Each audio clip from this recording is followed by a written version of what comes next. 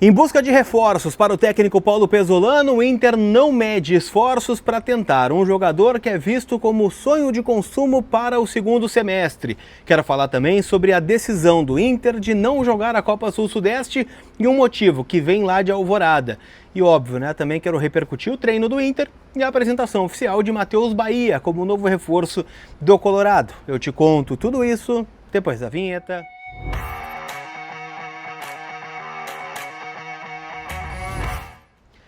Tudo bem, gente? Vamos trocar uma ideia então, afinal eu quero atualizar as últimas informações do nosso Colorado, então já chega, Deixando o like, te inscrevendo aqui no canal, a gente está buscando aí os 133 mil inscritos aqui no YouTube, então se tu tem o botão inscrever-se aqui embaixo, clica, não custa nada e tu vai estar me ajudando demais. Quero falar sobre negociações do Inter, sobre o time que também vai encarar o Ipiranga, em nome do Grupo Flex. O Grupo Flex é você no verde de novo. Então você tem um contrato de financiamento, de empréstimo, você pode estar pagando juros abusivos na parcela e não sabe. Tem casos do Grupo Flex que reduziu até 50% do valor.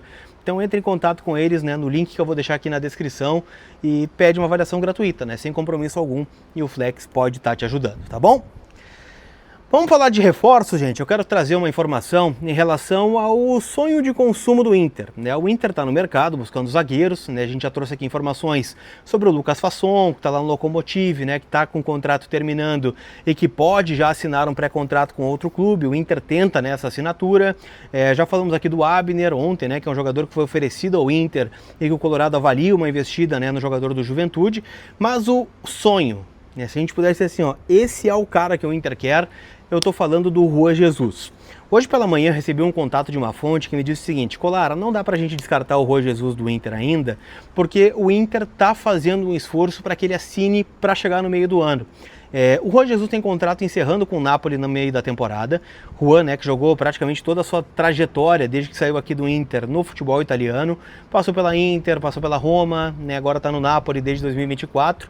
Só que o grande ponto de tudo isso é que o Juan vem jogando no Napoli, ele vem sendo titular, o que abre uma porta aí, para que o Napoli tenha interesse numa renovação contratual e aí, facilitaria muito para ele permanecer na Europa, porque ele entende que ainda tem lenha para queimar, a família dele está bastante adaptada à Itália, então é um desejo dele, ficar no futebol europeu, e todas as vezes que ele foi procurado pelo Inter, a gente teve essa resposta, O Juan entende que tem mercado na Europa, o Juan entende que ainda não é o momento de retornar ao futebol brasileiro, mas o Inter está fazendo um esforço. O Inter gostaria que ele viesse e fosse um símbolo de uma reconstrução, um cara identificado com o Inter, que é cria do celeiro, campeão da Libertadores em 2010, então é um cara que tem uma bagagem para chegar com um tamanho diferente do Lucas Fasson, por exemplo, se fosse contratado, que é um zagueiro mais jovem, de 24 anos, passou pelo Atlético Paranaense, passou pelo São Paulo, mas não é um cara super afirmado, seria um jogador que está em um bom nível, bem acima de alguns que o Inter tem hoje aqui, vamos lá, Cleiton Sampaio, Juninho, o próprio Félix Torres, dependente, mas o Juan chegaria com outro estofo. Vocês sabem do que eu estou falando, Então, assim, o Inter tenta convencê-lo a assinar esse pré-contrato para chegar na metade do ano. O Inter está disposto a esperar para ter esse jogador. É um negócio muito difícil, Muito por esta possibilidade que existe, do Juan permanecer na Itália, em especial renovando o contrato com o Napoli, Mas é algo que é trabalhado sim nos bastidores, uma nova tentativa pelo Juan Jesus. Para a gente avançar nessa pauta, eu quero falar sobre a desistência do Inter de disputar a Copa Sul-Sudeste. O Inter comunicou à CBF, e muitos de vocês, e eu até concordo com algumas opiniões, de que o Inter poderia jogar para colocar o Sub-20 e tal. Eu fui um pouquinho mais a fundo, sobre os motivos pelos quais o Inter desistiu, de jogar essa competição. E eu coloquei para uma pessoa, por que não jogar com a base, o time que vem jogando o Campeonato Gaúcho, para dar uma minutagem, daqui a pouco os jogos da Sul-Sudeste seriam de um nível maior do que o Inter vai ter no Brasileirão da Série B da Sub-20, e o que me foi dito foi o seguinte, que o time Sub-20 do Inter hoje, ele não tem condições de encarar uma competição profissional, sem sofrer.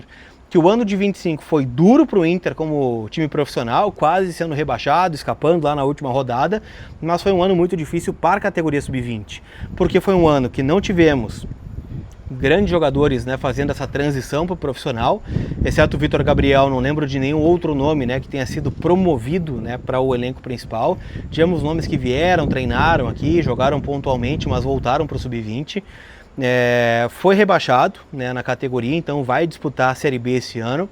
E isso afeta, né, o processo de formação, porque agora jogadores que poderiam jogar contra grandes clubes, jogar grandes competições, o calendário também do Sub-20, né, que teria a Copa do Brasil não vai ter a Série A não vai ter, então o Inter vai ter a Série B e o Campeonato Estadual, que são competições de nível menor. Então o Inter entende que precisa voltar para a Série A e que o foco na base também precisa ser o Brasileirão. Por isso, né, não foi aceito o convite para disputar a Copa Sul-Sudeste, que é uma novidade aí da CBF para esse calendário. Vamos ver, né? O Inter está fazendo algumas contratações também, né, para o time Sub-20, trouxeram muitos jogadores que vieram da Copa São Paulo, de times menores. Recentemente, né, o Inter contratou também o Vitor Jesus, lateral direito do Cruzeiro. Então tem algumas reformulações acontecendo, né? O Diego Kozer, atacante que fez o gol contra o Novo Hamburgo na primeira rodada, foi liberado. O Ian Henrique, lateral direito, né, que também ficou no banco alguns jogos, voltou para o Guarani. O Leandro Cauã, né, que era o centroavante, chegou a estar em alguns jogos aqui do Gauchão, foi devolvido para o Náutico. Então o Inter está reformulando um pouco seu grupo, até porque, né, 5 jogadores ficaram no plantel principal. Alex, Benjamin, o Pedro Cauã e também, né, o João Vitor, que, né, já começou a jogar em alguns jogos também aqui do time principal. E acima de tudo, né, o Inter entende que precisa de um maior tempo para que essa transição aconteça, né, de forma mais natural, sem acelerar processos, que seria colocar, né, em um jogo do time principal, né, garotos do Sub-20, só com Sub-20, não uma mescla como vem acontecendo nesse campeonato gaúcho. Pra gente fechar, eu quero falar sobre o time do Inter, que deve entrar em campo, né, contra o Ipiranga, jogo no sábado, 6h30, aqui no estádio Beira-Rio. Tendência que é um time bem modificado, tá, em relação ao time que vem jogando aí contra o São Luís, contra o Ipiranga, onde tivemos ali alguns garotos, caso do João Vitor, caso do Alex, mas, né, também tivemos Thiago Maia, Bruno Henrique, Brian Aguirre. Então acho que vai ser um time um pouco diferente, tá? A boa notícia ficou por conta do Benjamin, que trabalhou normalmente com bola e dá liberado aí para ser relacionado.